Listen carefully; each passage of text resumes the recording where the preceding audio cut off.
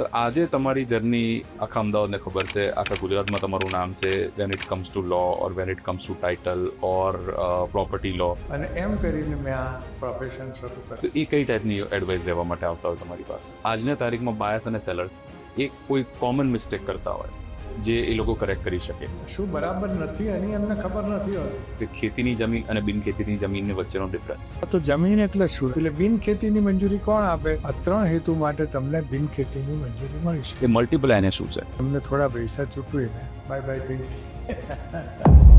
તો જરા જણાવશો કે લેન્ડ ગ્રેબિંગ એટલે શું અને એનો શું મિનિંગ છે કાયદા? 10 વર્ષ એટલે કંઈ નાની વસ્તુ નથી. મર્ડર કર્યું હોય, રેપ કર્યો હોય, એવા બધાને એટલી સજા થાય. અને જો વિલ ના હોય તો બધાનો, દીકરા અને દીકરીનો બધાના ઇક્વલ રાઇટ્સ થાય છે. મારા હિસાબે કયા સ્ટેજમાં માણસ, પુરુષે કે સ્ત્રીએ પોતાના કયા લાઈફના સ્ટેજમાં વિલ બનાવી દેવું જોઈએ? તો જે જમીનનો નીચેનો કોરનો પાર્ટ હોય એની માલિકી તમને નથી મળતી. તો ભાઈ એમની દીકરીનું નામ શું છે? દીકરી છે કે નહીં એવું પૂછો ને તો પહેલાં ના જ પડશે દીકરી નથી. પરંતુ હજી મને મનમાં ને મનમાં થાય છે કે હું ડૉક્ટર બને હોત.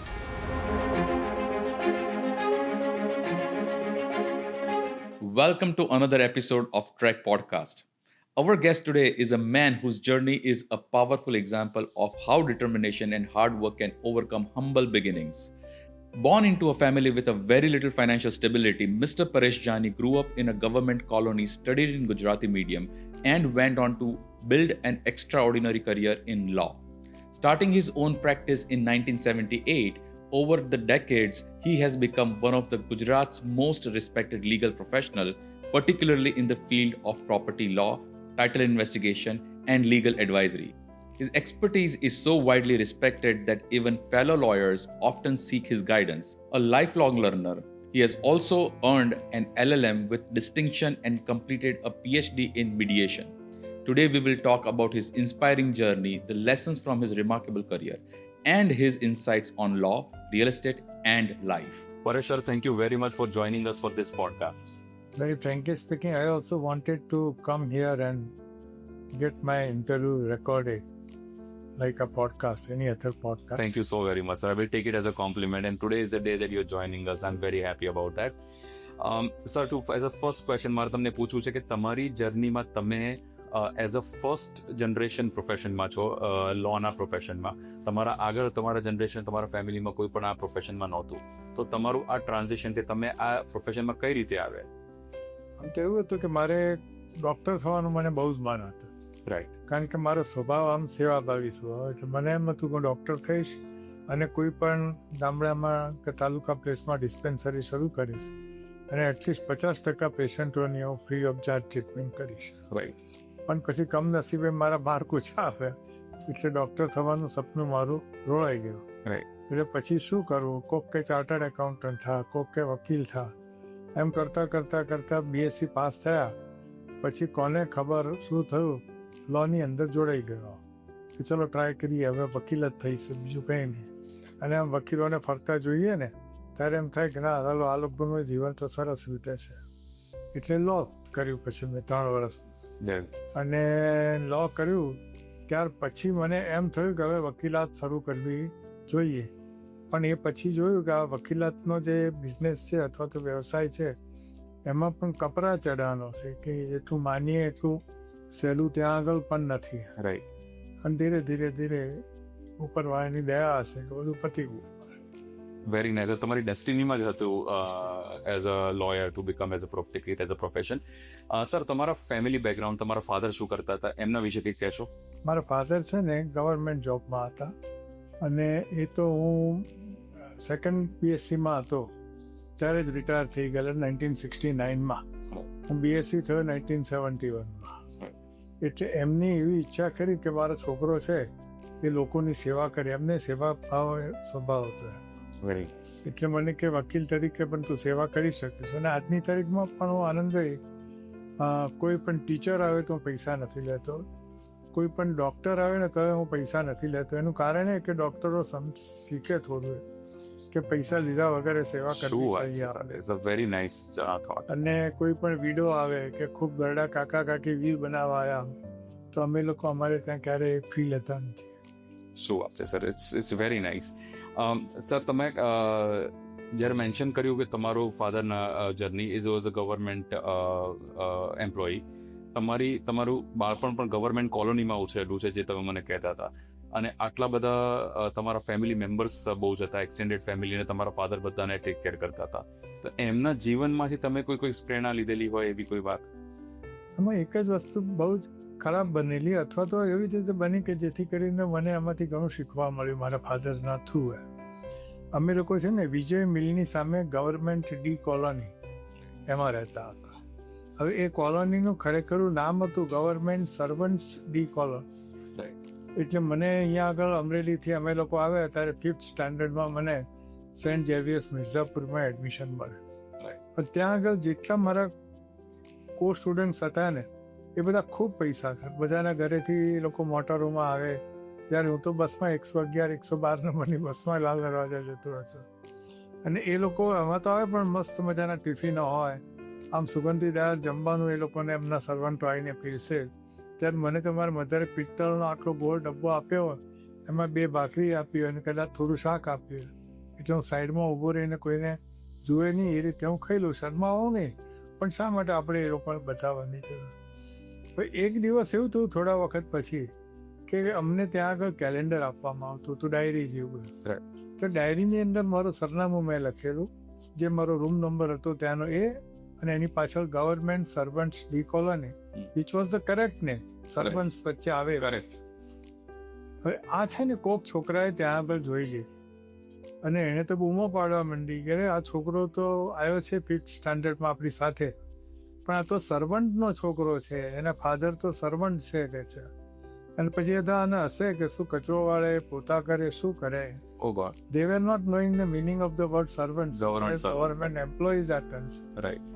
એટલે હું તો પહેલે દિવસે તો એવું બન્યું કે આવું બધું જોઈને મને પોતાને થયું કે હું ક્યાં વળી આ સ્કૂલમાં આવ્યો, કારણ કે ત્યાં આગળ તો આવી કોઈને કલ્પના નહીં હોય.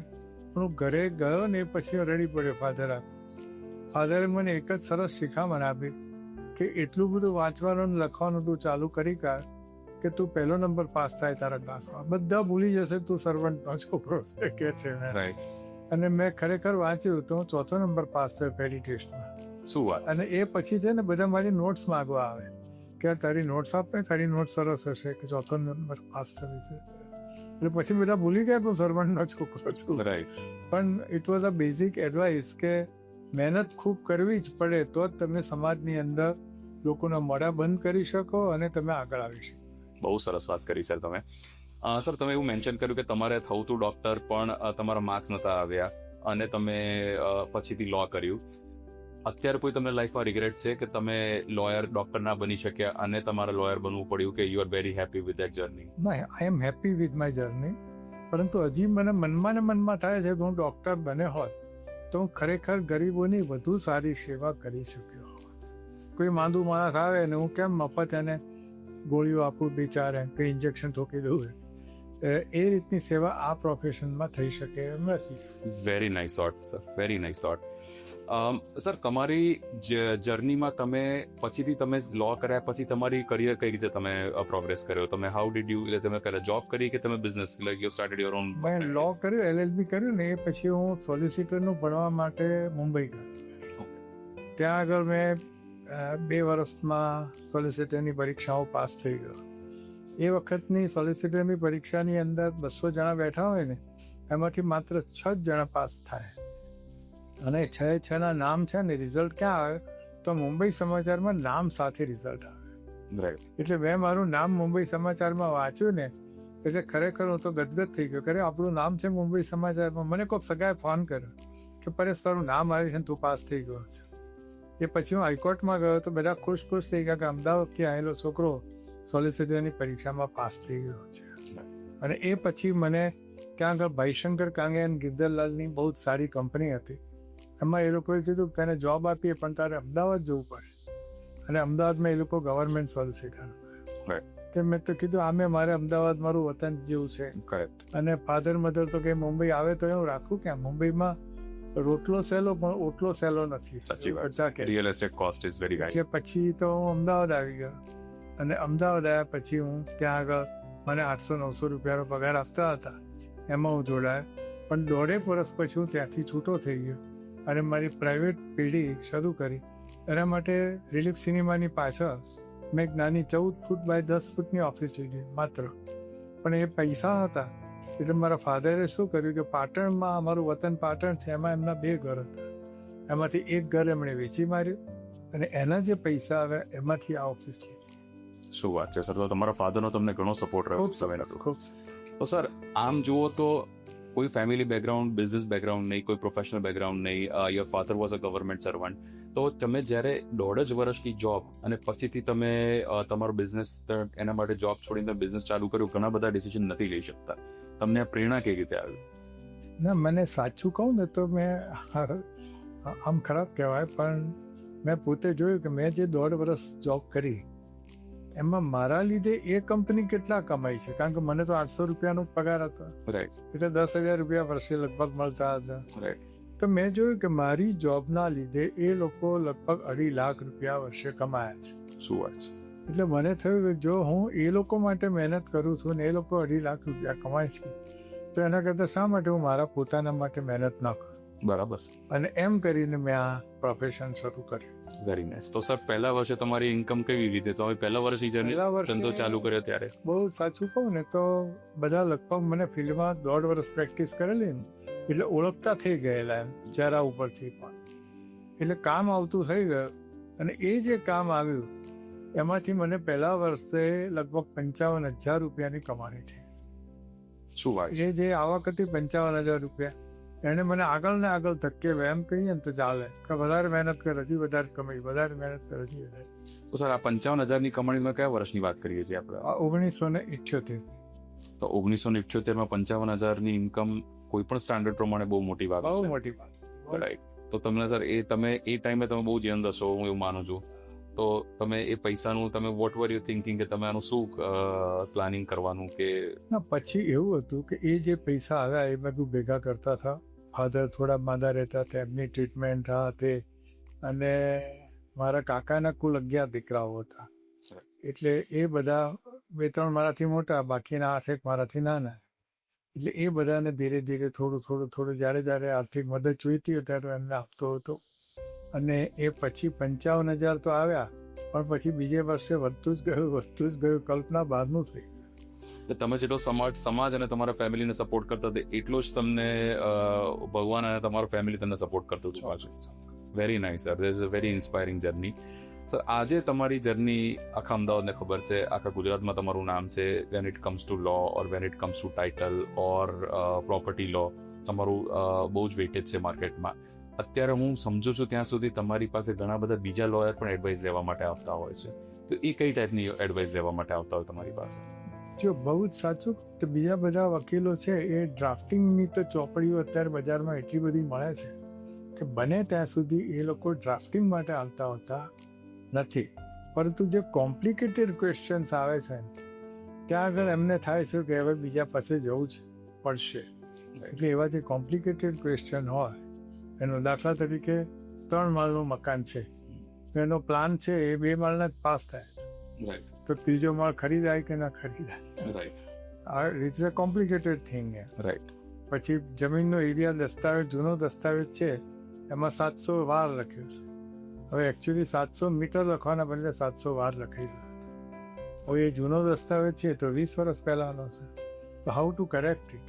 રાઈટ. આવા બધા જે સવાલો હોય છે એના માટે એ લોકો વકીલો આવે છે. હું ક્યારેય વકીલો પાસેથી પણ ફી નથી લીધી. શું વાત છે. સરસ, વેરી નાઇસ. તો તમારા પોતાના પ્રોફેશન માટે તમે સપોર્ટ કરો છો અને હેલ્પ કરો છો. Very nice sir. સર થોડીક while we are talking about law અને land and so on, property, real estate, થોડાક ટેકનિકલ પ્રશ્નો મારે તમને પૂછવા હતા જેનાથી આપણે ઓડિયન્સને ઘણી બધી ક્લેરિટી મળે.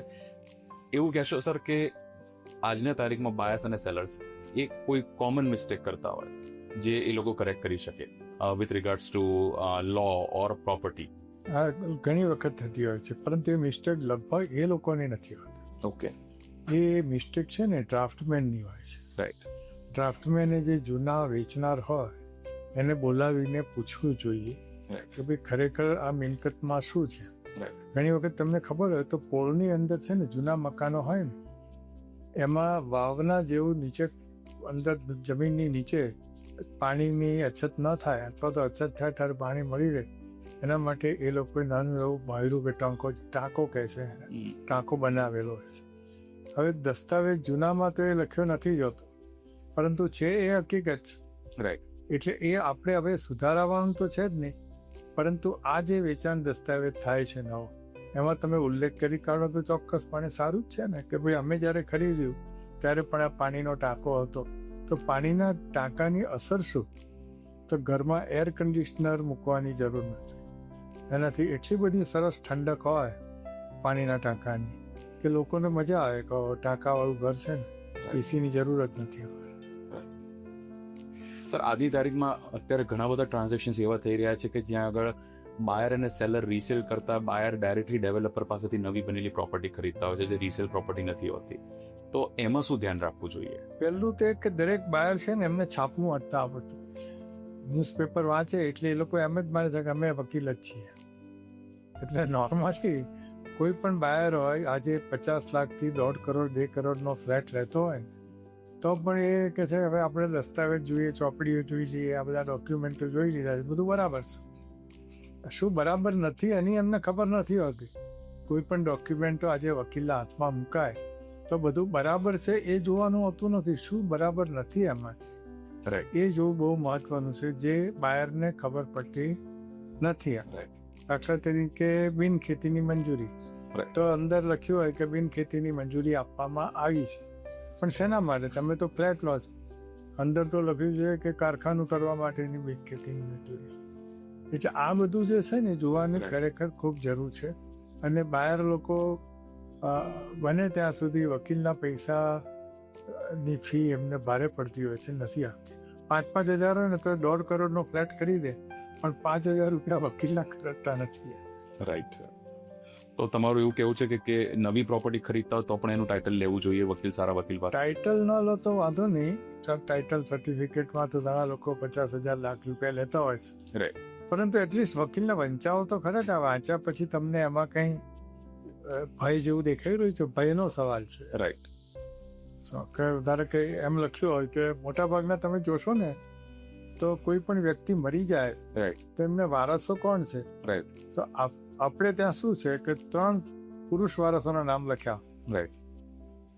તે પૂછવાની ફરજ છે વકીલની કે ભાઈ એમની દીકરીનું નામ શું છે, દીકરી છે કે નહીં, એવું પૂછો ને તો પેલા ના જ પડશે દીકરી નથી. પણ દીકરીનું નામ શું છે તરત કહેશે કે શાંતા નામ હતું. તો શાંતાબેન તો જીવે છે ને, એટલે જીવે છે. તો બીજી કઈ બેન? તો કે બીજી કાંતા હતી. એટલે આ તમે સારા વકીલ પાસે જાઓ ને, આ ભયસ્થાન છે. તમે દસ્તાવેજમાં માત્ર 3 છોકરાના નામ લખો વેચનારમાં, અને પેલી 2 બહેનોના નામ નથી લખતા, તો એ ભયસ્થાન છે. કારણ કે 100% પ્રોપર્ટી હોય એમાંથી 2 બહેનો જાય છે તો 40% માલિકી હક ઓછો મળે છે. રાઈટ. Correct sir. આમ તો તમે હમણાં ખેતી બિનખેતીની વાત કરી, તો તમે ખાલી ઓડિયન્સ માટે ખાલી સમજાવશો કે ખેતીની જમીન અને બિનખેતીની જમીનની વચ્ચેનો ડિફરન્સ? ખેતી બિનખેતી પછી આપણે જઈએ થોડી વાર રહીને, 10 સેકન્ડ પછી. પહેલા તો જમીન એટલે શું? રાઈટ. કારણ કે તમામ દસ્તાવેજમાં તમામ ખરીદવા જઈએ છીએ ત્યારે કેટલી જમીન છે એવું આપણે પૂછીએ છીએ. પણ જમીન એટલે શું એવું આપણે પૂછીએ છીએ ને તો ઘણાને ખબર નથી હોતી. ઇવન વકીલ સાહેબોને જ ખબર નથી હોતી કે જમીનની વ્યાખ્યા શું. આ જે પૃથ્વી છે એની સૌથી ઉપરની સરફેસ છે જે હાર્ડ છે, જેમાં મકાન બંધાઈ શકે છે, ઝાડ ઉગી શકે છે, એને જમીન કહેવામાં આવે છે.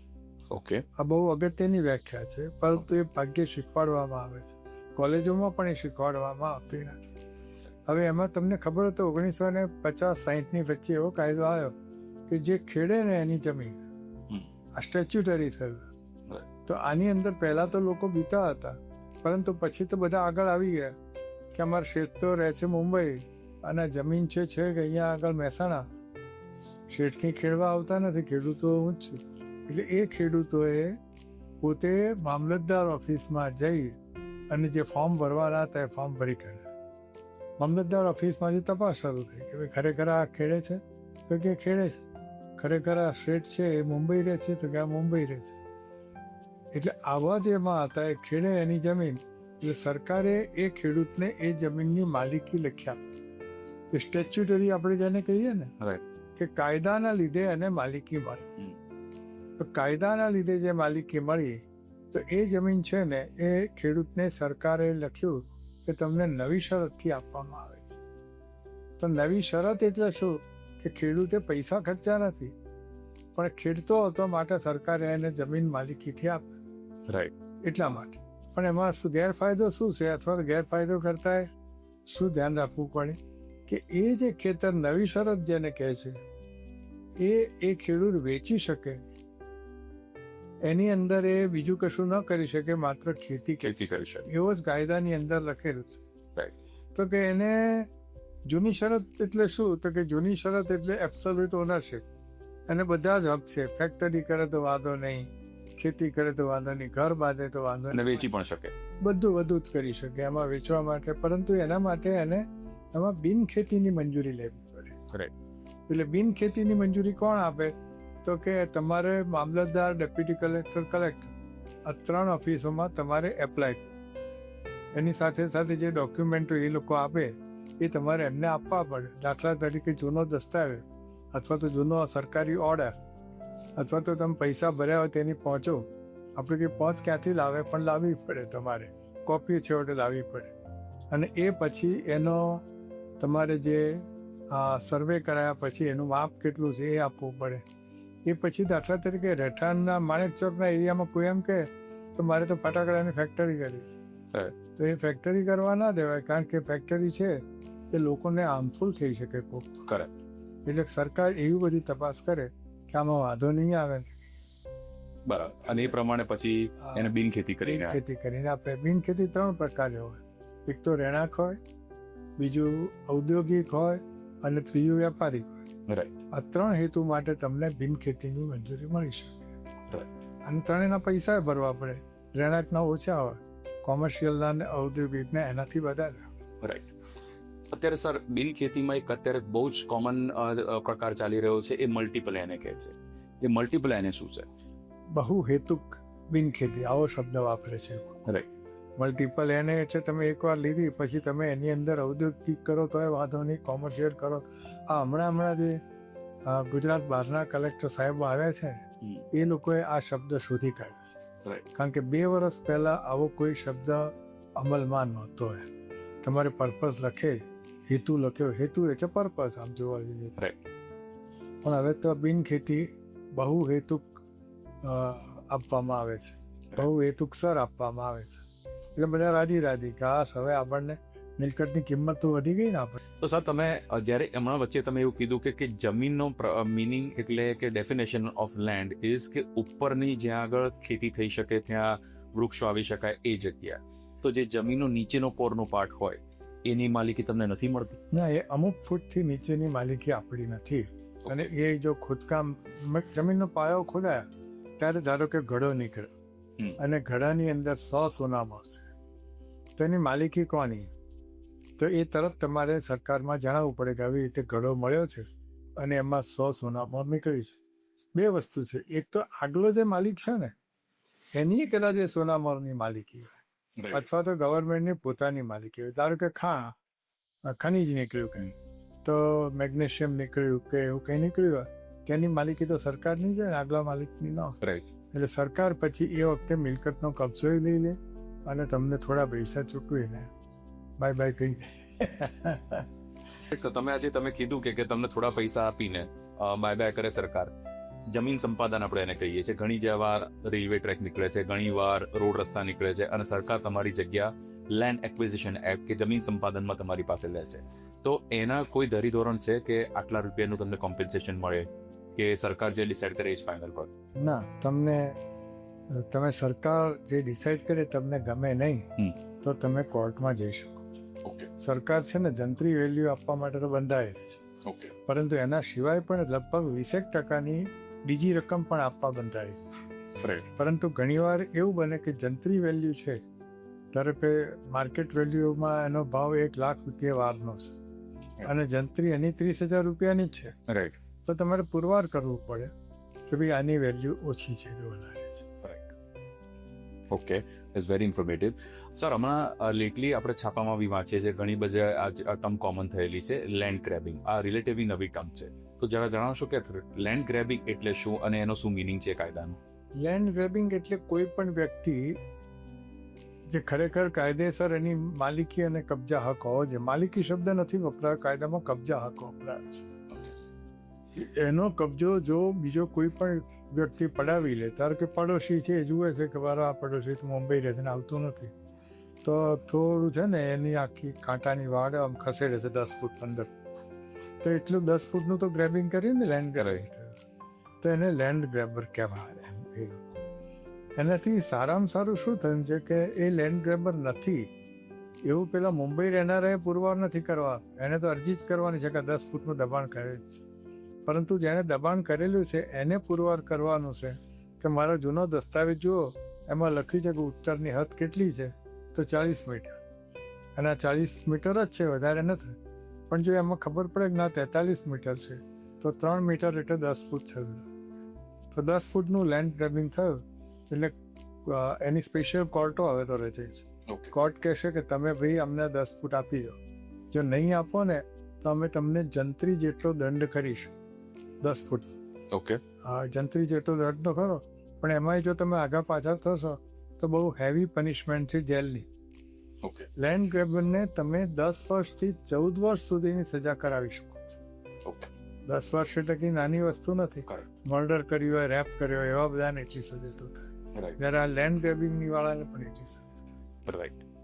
અને જે તમે કીધું કે જે જંત્રી જેટલા પૈસા ભરવાના એ પેનલ્ટી છે કે એ કોસ્ટ છે કે પેનલ્ટી, ખાલી પેનલ્ટી છે, પણ લેન્ડ તો પાછી આપવાની અને જંત્રી જેટલા પૈસા ભરવાના, અને દેન હજી બીજા જેલ ને એ બધા એને લાભો લીધો. ધારો કે આખી જમીન છે એ એને મહિને 1.5 લાખ રૂપિયાના ભાડાથી આપી દીધી છે. રાઈટ. એકલી જમીન નથી, મકાન હોય તો આપી દીધી, કે 12 મહિના જો એને ભાડું ખાધું હોય તો 12 મહિનાના 1.5 લાખ લેકે એને ચૂકવી આપે.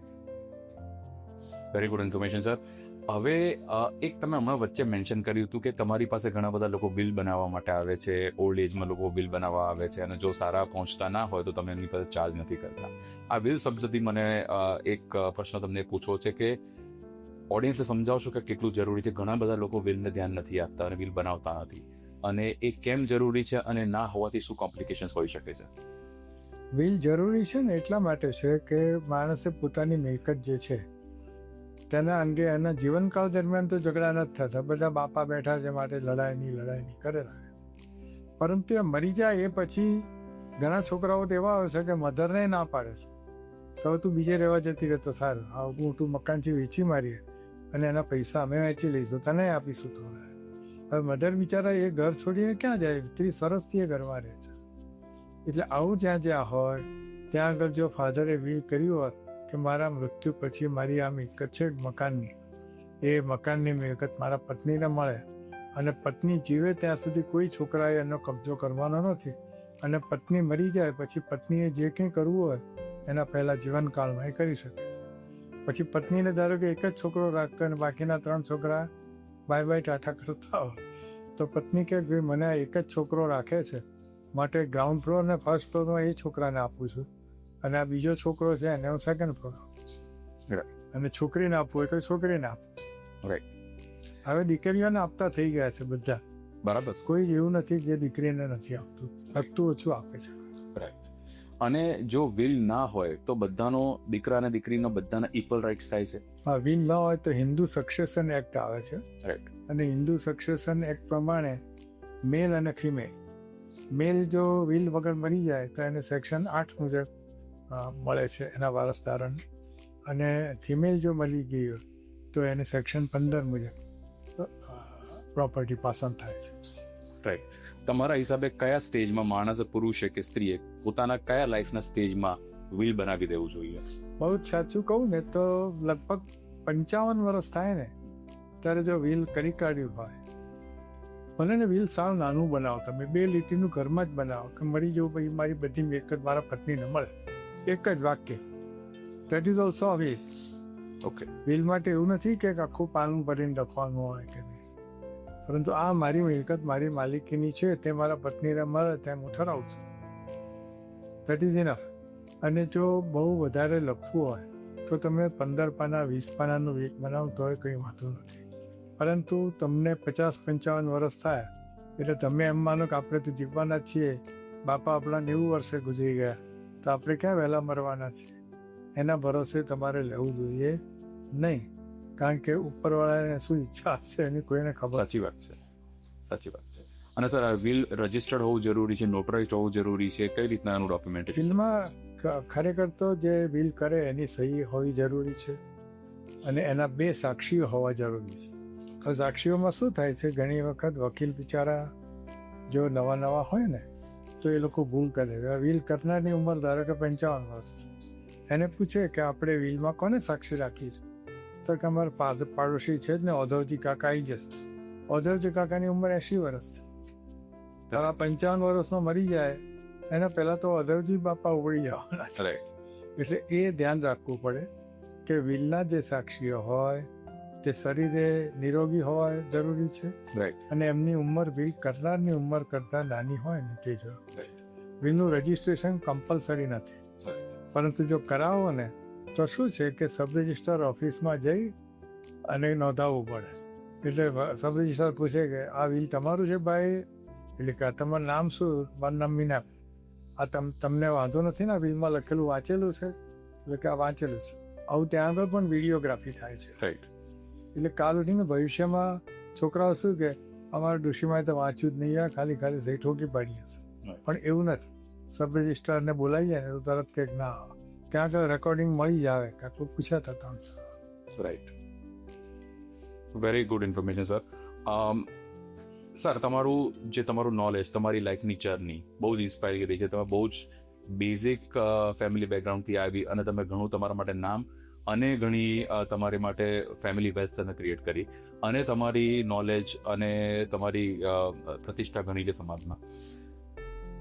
આ પોડકાસ્ટ આજથી 20 વર્ષ પછી કે 25-30 વર્ષ પછી તમારા ગ્રેન્ડ ચિલ્ડ્રન જોતા હોય તો એમને તમે શું કોઈક એક સલાહ આપી હોય, કોઈ એક સારો મેસેજ આપવો, કોઈક ઇન્સ્પિરેશનલ વાત કહેવી, તો તમે શું કહો? નંબર 1, પ્રમાણિકતાપૂર્વક જીવન જીવજો. નંબર 2, શક્ય હોય તેટલી તમામ વ્યક્તિઓને મદદ કરજો.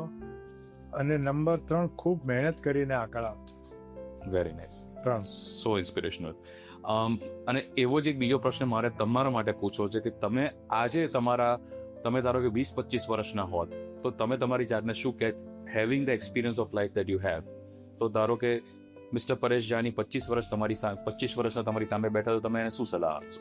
ખરેખર જોવા જવું ને તો આ 3 સલાહ જે આ છોકરાઓને આપી, પ્રમાણિકતાપૂર્વક જ જીવવાનું. એના સિવાયનો કોઈ તમને ફાયદો થવાનો નથી જીવનની અંદર.